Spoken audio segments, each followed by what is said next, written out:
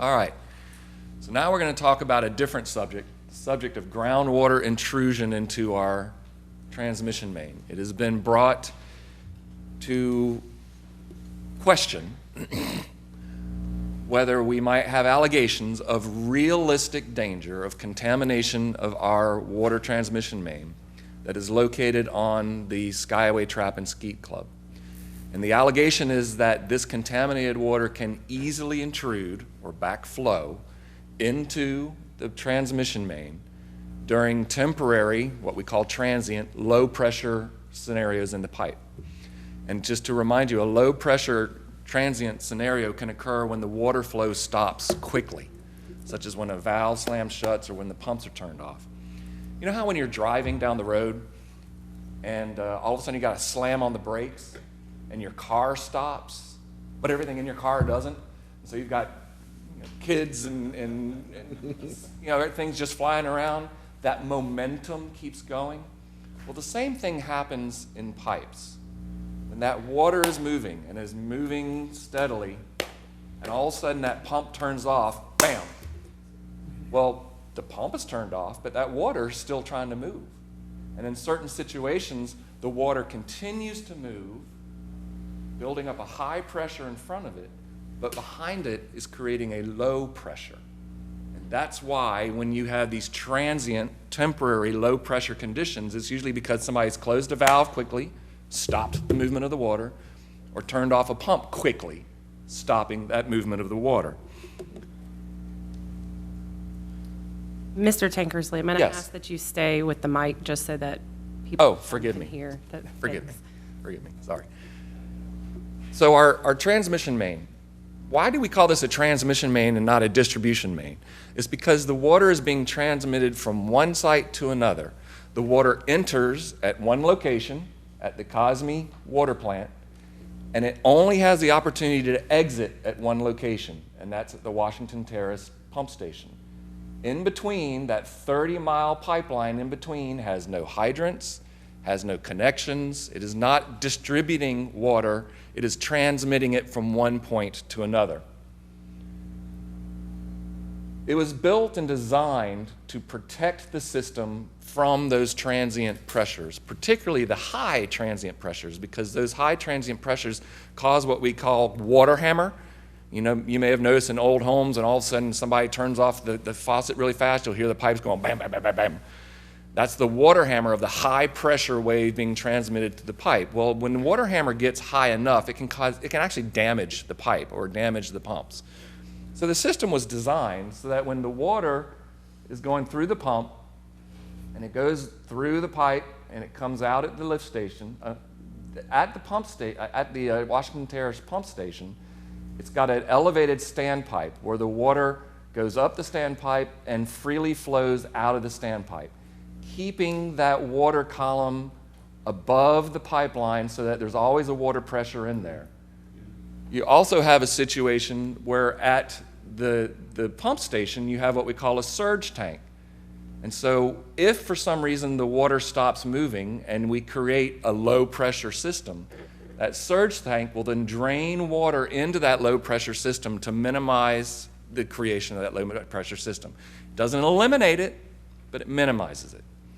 So if we have a situation where all of a sudden the power goes off and the pumps come to a slamming shut, you're going to have the water column moving through the pipe, and you're going to create this low pressure wave that's moving through the pipe, and you're going to have water flowing in behind it to try to catch up with that low pressure bubble.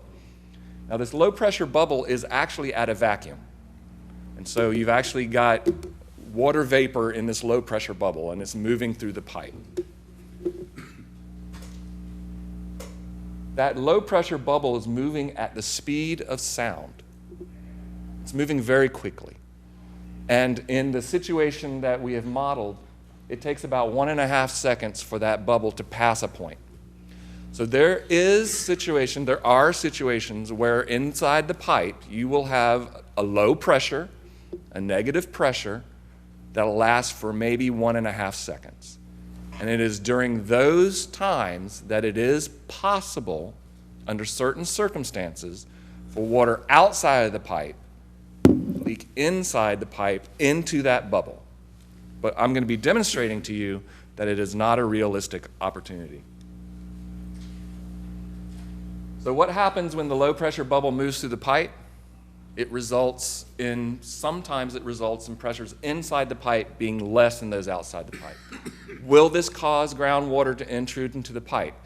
It might, but only at weak spots in the pipe, where the water outside the pipe is strong enough to push through that weak spot into the pipe.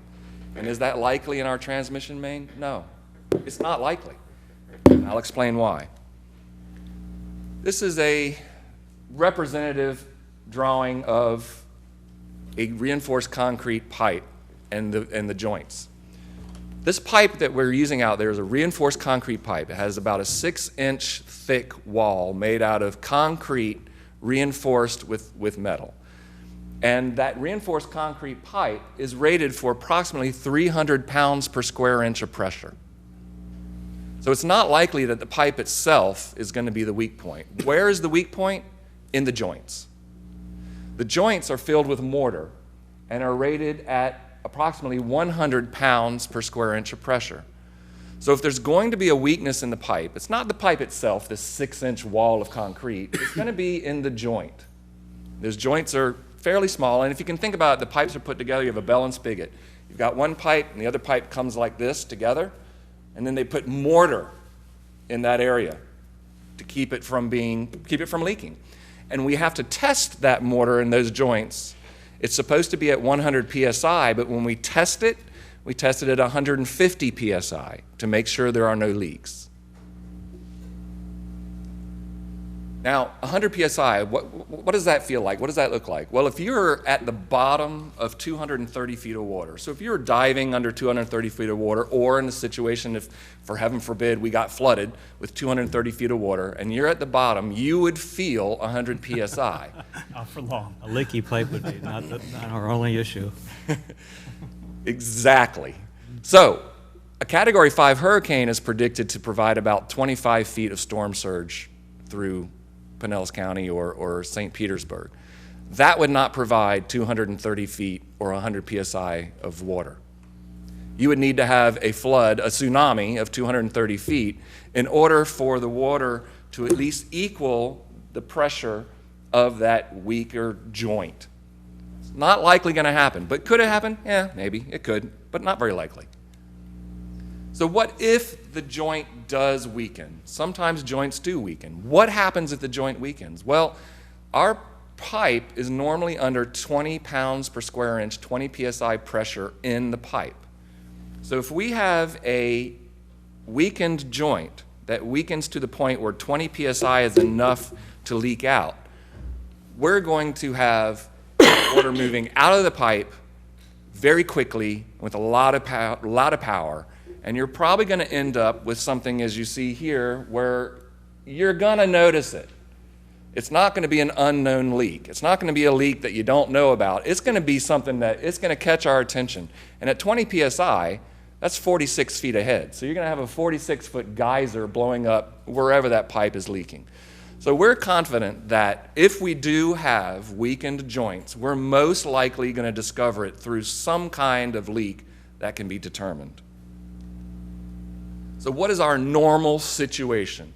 The normal situation is that we've got our pipe, 36-inch pipe, with 20 psi pressure in it, buried about 4 to 5 feet deep, that has about 2 to 5 feet of water over it. During the wet season, it might have 5 feet of water over it if the ground is saturated, but normally only maybe has 1 or 2 feet of groundwater over it. The pressure of that groundwater is at about 1 to 2 psi. So you've got 20 psi pushing against 100 psi joints with 1 to 2 psi pushing out from the outside.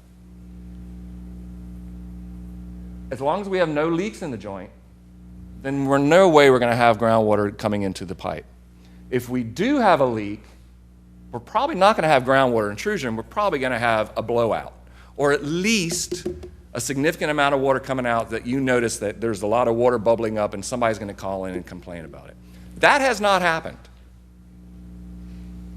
We've had these pipes in the ground for 85 years, and we modified them. We did some work on them, I believe, in the 1960s. But to my knowledge, and correct me if I'm wrong, Steve, to my knowledge, we have not had a situation where we've had a blowout on these pipes. But still, is it possible? Yes, it's possible. So let's look at the worst case scenario. Hang on one second, Mr. Tankersley. Yes. Councilmember Rice. Mr. Tankersley, Yes. I recall a presentation given by your predecessor that when we were, or when SwiftMud was removing some of the contaminated soil, that the city installed what I think Mike Connors called a diaper Yes. around one of the pipes. Yes. Can you comment on that as a layer Sure. of protection? Sure, and what I'd like to do is, Mike, will you be addressing that in your presentation? Okay, why don't you come on up and address it right now? For the record, Mike Peckler with Greeley and Hansen. I'm familiar with the project that you're referring to, and the concrete diaper was essentially when you put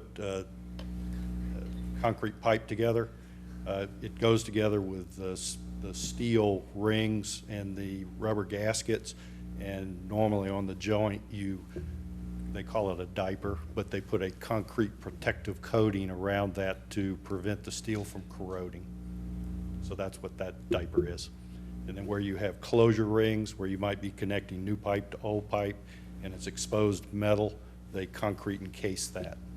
So that, I believe, is what was being referred to.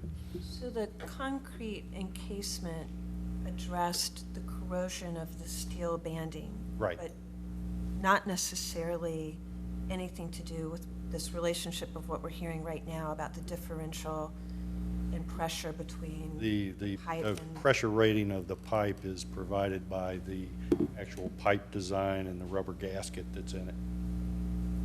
And the concrete is not only put on the outside, but for this size pipe is mortared on the inside too to protect both sides. Thank you. Thank you. Thank you for that question. Let's go back to that worst case scenario. The worst case scenario would be when we have a leak and we don't know it. So that would be a situation where the joint has weakened to the point that it is exactly the same strength as the water pressing on the inside. So the joint has gone from 100 psi worth of protection down to 20 psi worth of protection. If it went down to 19 psi worth of protection, then that 20 psi on the inside would be enough to pump out about 350 gallons per minute on that large diameter pipe.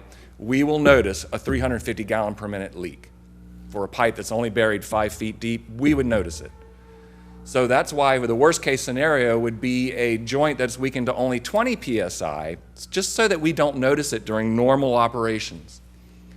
Then we would also have the power failure at peak flow, which is 19 million gallons per day, that causes that low pressure bubble to move through the pipe. This creates a pressure differential across the pipe of 21 psi in the worst case scenario, 21 psi being enough to infiltrate the 20 psi joint. And it would last for 1.5 seconds. So let's look at that scenario. Here you've got the pipe, which has the low pressure vacuum bubble in the middle, which is roughly equivalent to negative 14 psi. And in order to have 21 psi going across the pipe, you're going to have 7 psi pushing in the same direction on the outside. So 7 plus 14 equal 21. That 21 psi pressure for 1.5 seconds going through that weakened joint would introduce 9 gallons of groundwater into that 8 million gallon pipe. 9 gallons into 8 million gallons. What does 9 into 8 million look like? Well, if you take the entire population of Pinellas County and add 1 person, that's the equivalent. If you take an eyedropper full of liquid and you drop it into a swimming pool, that's the equivalent. 9 gallons into 8 million is not a lot.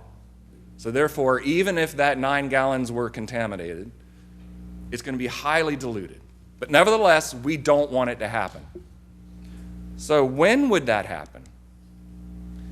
Remember, 7 psi is the equivalent of about 16 feet of head. So this would need to occur when there is 16 feet of standing water over that pipe.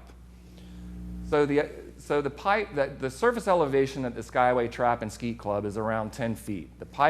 Bottom of the pipe is at around 3 feet. So you need to put 16 feet of head over that 3-foot bottom elevation. So 16 plus 3 is 19 feet. Therefore, you would need to see a storm surge of 19 feet over the Skeet and Trap Club, which is the equivalent of having a Category 5 storm surge coming and hitting St. Petersburg and Pinellas County.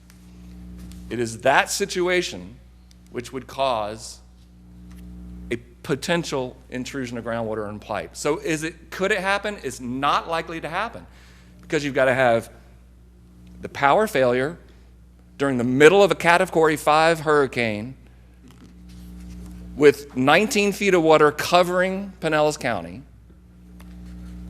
and for 1.5 seconds, you might have some groundwater going through a weakened joint that we don't know about. So is it possible? Absolutely. Is it likely? Not really. Why I'm sharing you this is that anything in life is possible, and anybody can bring to us situations that says your system is unsafe because this is possible. That is absolutely correct. But in this situation, it is so unlikely to happen that even if it did, our entire water system would have been catastrophically damaged. A Cat 5 hurricane with 19 feet of water going across Pinellas County would have dislodged enough water meters that we would have had millions of gallons of salt water intruding into our system, so that we're not even worried about 9 gallons of groundwater. Plus, we would not be serving our customers during the middle of this storm. Hopefully, most of our customers have escaped. And when they come back, our system will not be operatable. We'll have to fix the system, and we'll have to flush it out. So any groundwater that gets into the system in this situation will be flushed out before it's ever served to our citizens. So how likely is a Cat 5 hurricane hitting us? Well, it can. According to NOAA, the likelihood of a Cat 3 or 4 or 5 hurricane striking us is 1% per year.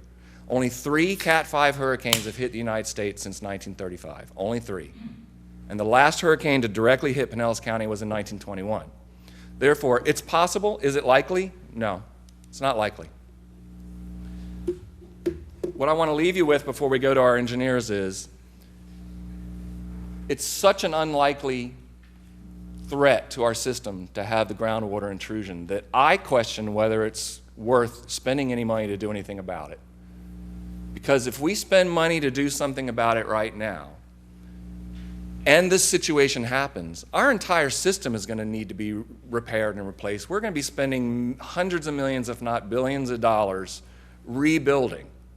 And so I do question why, in this very unlikely situation, we would even consider doing anything to mitigate that tiny, tiny, tiny, tiny chance that we might have 9 gallons of groundwater leaking into our transmission main.